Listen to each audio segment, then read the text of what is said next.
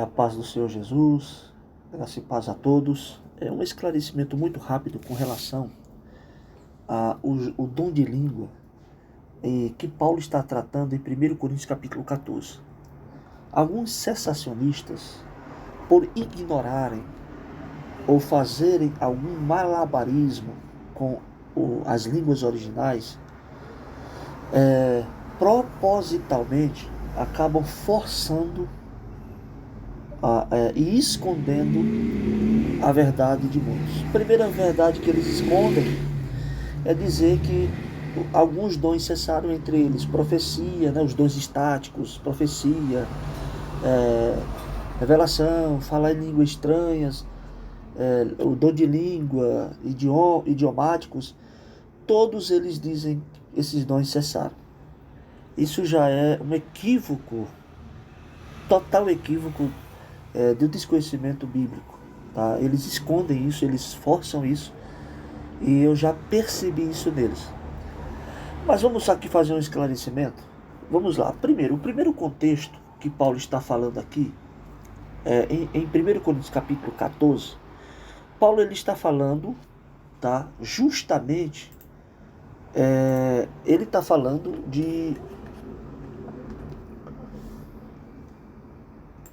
de línguas estranhas, não está falando de idiomas. Por quê? Quando a gente vai para o capítulo 14, logo no versículo 3, aí ele diz, aqui no versículo 3, vou ver se eu seleciono aqui para vocês.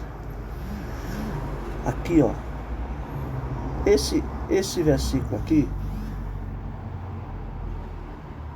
Rodé profeteuon, anthropos lalei oikodomen kai, ou que paraclesin kai, ou que paramutian. Ou seja, Rodé profeteuon, o que fala em língua, não, o que profetiza, o que profetiza, ou mais o que profetiza, anthropos lalei, fala aos homens.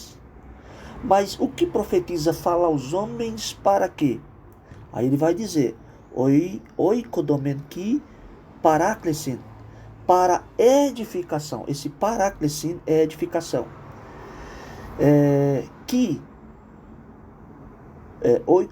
Oikodosen ki paraclesin, para edificação, exortação e consolação.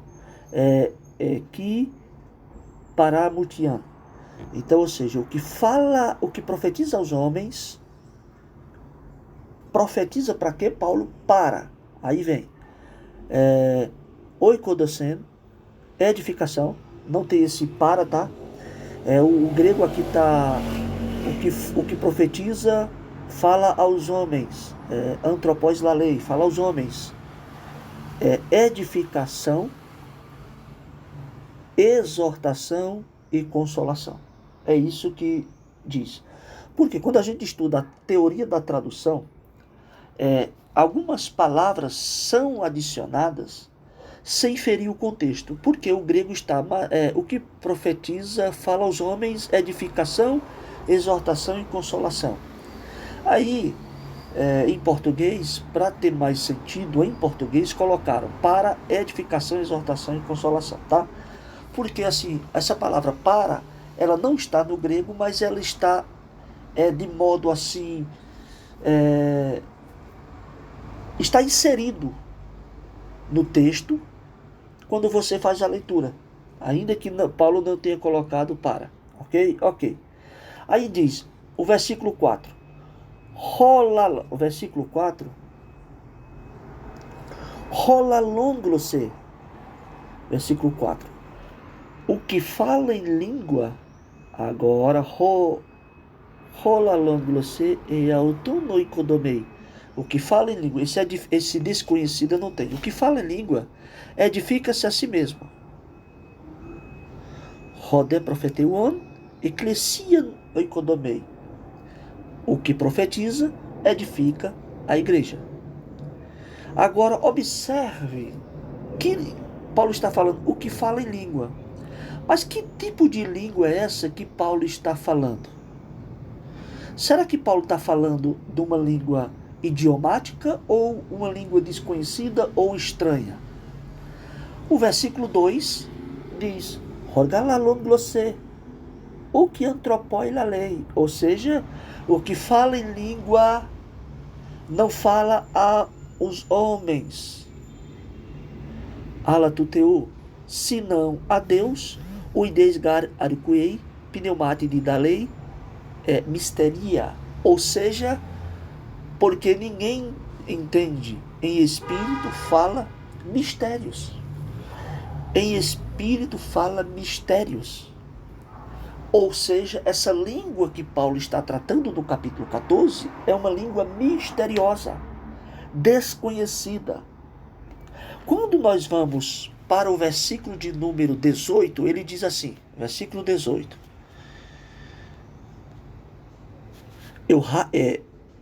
Eucaristotuteu, mumaton rimon malon glossais lalon. Ou seja, agradeço a Deus porque falo mais língua do que todos, do que todos vocês. Agora, Paulo está dizendo assim, dou graças a Deus,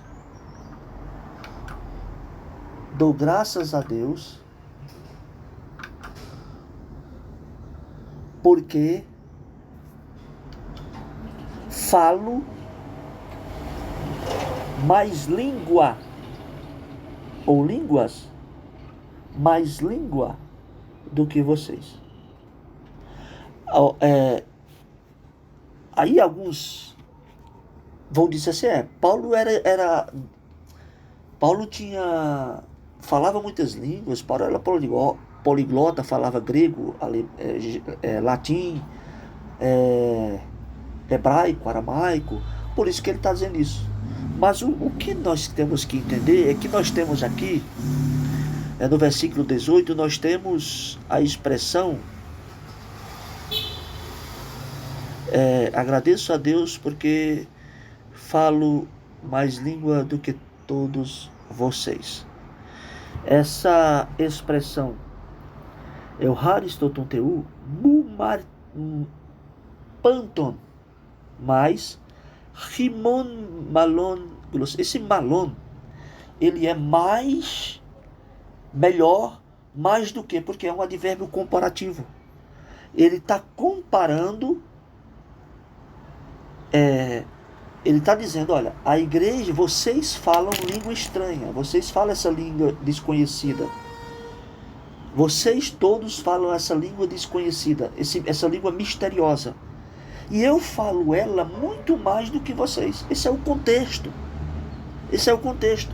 E para fechar mesmo, aí o versículo 19, ele diz assim, olha, o versículo 19.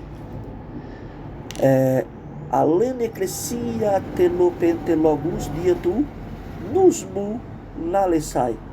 E na caialos catequeson remirions logus englossé. Todavia, eu antes quero falar na igreja 5 palavras na minha própria inteligência ou na minha inteligência, para que possa também instruir os outros. Ou seja, eu prefiro falar na igreja 5 palavras onde vocês possam entender, do meu entendimento, para que eu possa instruir vocês, os outros, do que 10.000 palavras em língua misteriosa, ou em língua. Então aqui no versículo 19, ele tem englossé, logus englossé, logo a parte finalzinha aqui, ó. Vou mostrar para vocês essa parte finalzinha aqui, ó. A parte final, escova, ó. Logus englossé. Então não é línguas, plural. Falo em língua. Então o que Paulo está dizendo no versículo 19 é do que 10.000 palavras em língua. singular. Mas pelo contexto, nós podemos, tá, seguindo a teoria da tradução, nós podemos sim, ainda que Paulo não tenha colocado o termo mistérios, misteria aí, nós podemos colocar pelo contexto do que 10.000 palavras em língua misteriosa ou desconhecida. Logo, as línguas ou que cada cristão de Corinto estava falando eram língua misteriosa, língua estranha. Se é misteriosa, é estranha.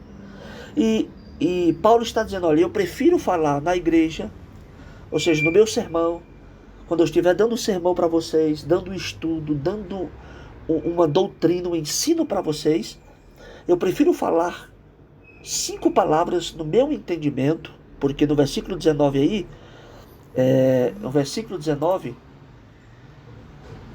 é entendimento do que, ou inteligência, do que, porque o propósito é instruir vocês, e a partir do momento que eu estou instruindo vocês, vocês têm que entender aquilo que eu estou falando, do que chegar na igreja e falar 10.000 palavras, ou seja, sair pronunciando palavras misteriosas, desconhecidas, e não instruir ninguém.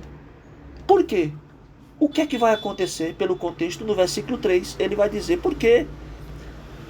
E o contexto é profecia. Paulo está dizendo, eu prefiro profetizar, instruir, ensinar, pregar para vocês, porque eu vou edificar, exortar e consolar vocês, do que falar 10.000 palavras misteriosas, porque só eu vou ser edificado. Versículo 4, porque o que fala em língua desconhecida ou língua misteriosa está edificando a si mesmo. Uma vez que eu estou indo para vocês para trazer uma palavra, uma profecia, uma pregação, um ensino, eu estou visando a edificação de vocês. Logo, não tem porquê eu estar falando em línguas para vocês. Então esse é o contexto. Então não tem como negar que Paulo está falando de língua misteriosa. Tá bom? Então assim, é língua desconhecida porque no versículo 3 aqui, no versículo 2 de 1 Coríntios capítulo 4, olha aqui, ó. Olha a palavra que aparece aqui, ó. A palavra que aparece aqui, ó, versículo 2, 14:2, ó, onde está a bandeirinha? Mistéria, ou seja, mistério, estranho, desconhecido. Então, tanto faz colocar no contexto aí, complementando as palavras, colocando mistério, desconhecido, estranho, porque é o termo misteria. Aí quando eu clico aqui no misteria, olha o que é que vai significar, ó. Misteria, ou misterion, é algo desconhecido, secreto, mistério. Geralmente mistério, segredo, religioso, confiado somente ao instruído, a não meros mortais. Paulo está dizendo, olha, a pessoa que fala em língua, ela é edificada porque está comunicando com o seu espírito, e o espírito está recebendo esses mistérios, essas instruções, e entende, porque o Espírito Santo, tá, leva para o espírito entende, e essa pessoa é edificada.